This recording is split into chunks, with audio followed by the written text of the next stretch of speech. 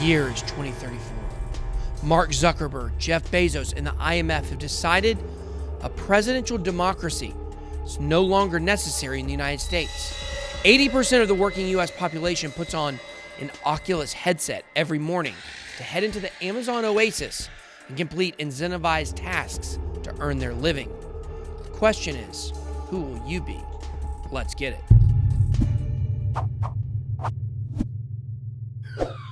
BitSwap is the hottest new way to trade tokens. Crawling all the top decentralized exchanges, BitSwap gets you the very best price and value for your trades. BitSwap is changing the game. Try it now at bitswapdex.io. Welcome to BitBoy Crypto. My name is Ben. Every day I show you how to make money in cryptocurrency. If you like money, then make sure to hit that subscribe button, tap the bell for notifications. Don't forget to follow me on Instagram at bitboy_crypto. In today's video, we will be talking about freedom and how to avoid the techocracy I just predicted. Freedom of speech is the foundation of democracy, but it's no secret the big tech companies in Silicon Valley are actively censoring points of view they disagree with. It is scary times, from deplatforming and canceling people with dissenting opinions to actively suppressing newspaper articles that they just don't want people reading. Big tech is undermining the very freedoms that this country was founded upon. How did we let this happen? And how are we gonna stop it? Well, I'm gonna break it all down for you. If you've ever read George Orwell's classic novel, 1984, you know that he described a future where everyone was constantly under surveillance and censored by Big Brother. A great show, terrible way to live. Every place they went, everything they did, and everything they said was monitored to make sure that no one committed a thought crime. All information was tightly controlled and censored to make sure that no one was exposed to anything that the totalitarian government didn't allow. When the book was published, it seemed like a horrific impossibility that would never come true. The thought of everything we say and do being constantly monitored and censored seemed outlandish at that time. Then, people wondered, how would anyone ever let this happen? And yet, here we are. Fast forward to 2020, and now this is everyday life.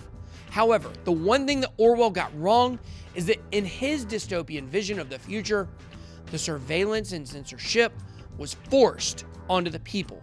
But the reality is that we've all abandoned our freedom and privacy in exchange for a free service. Instead, we have invited full surveillance and censorship into our lives.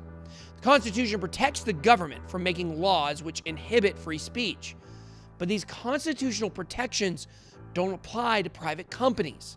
It is often argued that private companies like Twitter, Alphabet, which is Google, and Facebook have the right to censor whatever they want on their privately owned platforms.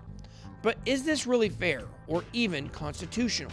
The recent controversy surrounding Twitter's banning of a controversial New York Post article about Joe Biden's son has caused widespread discussion about the role that Silicon Valley plays in open discourse.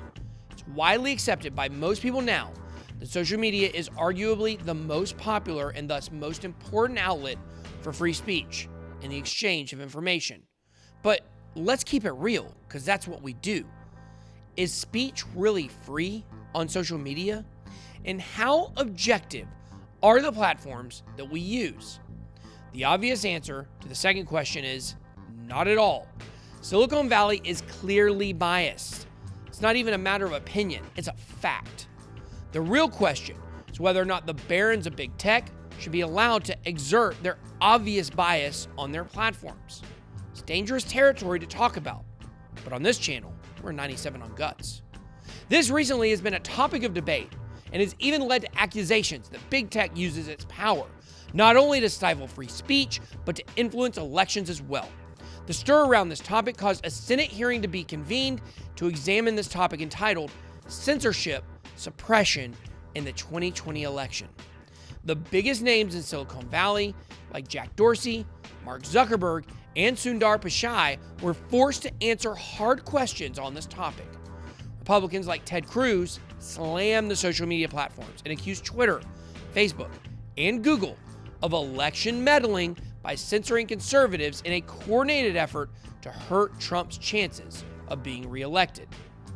The three witnesses we have before this committee today collectively pose, I believe, the single greatest threat to free speech in America and the greatest threat we have to free and fair elections. That was Senator Ted Cruz. So, with all this rampant censorship plaguing Silicon Valley, what the heck can we do about it? Well, one thing that united all of you guys watching this right now is that you're crypto enthusiasts. And if you're into crypto, then obviously you believe in freedom and decentralization. Two things which these companies clearly represent the opposite of. This is why it's a good time for us in crypto to start using decentralized media platforms, start standing up for free speech.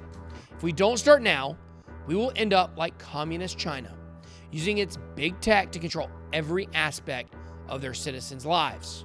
Or worse, maybe their deaths. So what can we do, guys? Where can you start taking a stand? Well, there are a number of platforms that are popping up to offer a safe haven from censorship by the big tech overlords. For example, when it comes to social media, there are a few alternatives to the Twitter. One of our favorites is SoMe. SoMe is a decentralized social media platform that allows its users to monetize their content. SoMe does not share its user data. Instead, they allow their users to choose the information they share with advertisers and earn sweet, sweet cheddar in the process. American cheddar, that is. For those of you looking for something other than Facebook, you should check out Minds. Minds is an open source social network that's main focus is lack of censorship. With over 2 million users and growing, Minds has all the features that you're looking for, like unbiased news feeds, blogs, groups, as well as interesting discovery features. It also allows you to monetize your content so you can enjoy censorship-free social media and get paid to do so. There are even awesome alternatives to Google as well. Some of the ones that we're stoked about are DuckDuckGo and the Brave browser. DuckDuckGo has a simplistic design that will remind users of Google's minimalist interface. DuckDuckGo doesn't track you or save your search history, and because it doesn't profile its users, it provides the same great search results to everyone. Brave browser is one of our favorites because it is perfect for the crypto community. Brave uses an open source platform based on Chromium that blocks ads and doesn't track your searches. But one of our favorite features for our crypto-loving Bit Squad is that you can join Brave Rewards and get paid for your attention in crypto by using your device's local storage to tally the amount of time you spend on the websites you visit. Then each month, you get sent basic attention tokens, or BAT, to your browser-based wallet based on the attention you spent on each site. What's even better is that you can tip creators you want to support directly and remove sites you don't want to support. So what do you guys think? Do you guys like Silicon Valley deciding what you can see and what you can say? Do you think we should take a stand now or do nothing and let big tech overlords censor us into North Korea status? Bet your bottom Satoshi you know what I'm going to do. That's all I got. Be blessed. BitBoy out.